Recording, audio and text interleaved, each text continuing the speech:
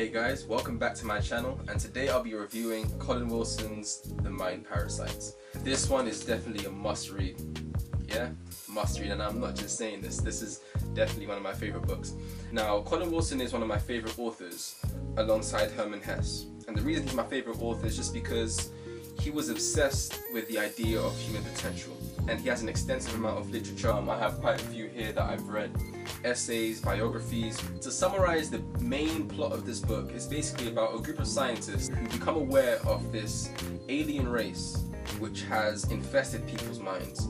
And these group of scientists, they seem to be like the only people who believe in this. And they've done extensive research about it, and they're trying to get this information out to the world, but of course the world is highly skeptical that there could be such a thing as an alien race which is sapping human life force. The way he describes it and the way it's written almost like a scientific journal, and that's what makes this book so convincing and it makes it so powerful. That's one thing I love about Colin Wilson, is his work is so objective, and it really gets you to consider your reality in a way that that makes you never view it the same.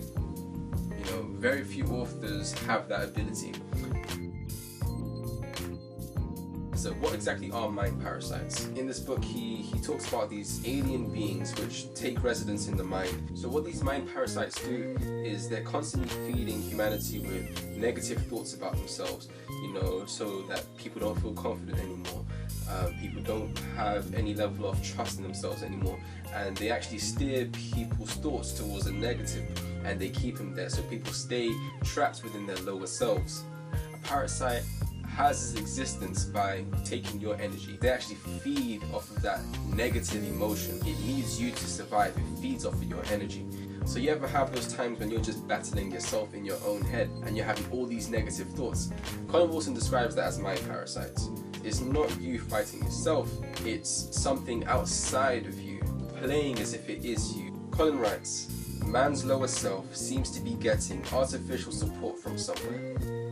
There is something that's keeping man trapped in his lower self.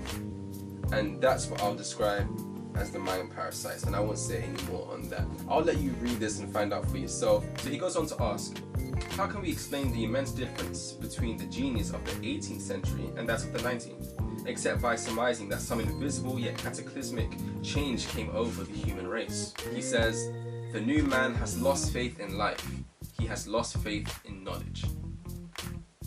Man, those are powerful words. So this was published in the late 1960s, and I feel like it was such a prescient work for its time, and it has so much more modern day resonance. The way he presents his case for what's happening to the human mind, I think it's an important book for our time. He's someone who definitely thinks that our potential is largely unexplored, and that we've only been able to gather a small amount on what our potential is. There's a quote where he says, man is a continent, but his conscious mind is no larger than a back garden. So check out this book if you get the chance. That's The Mind Parasites, Colin Wilson.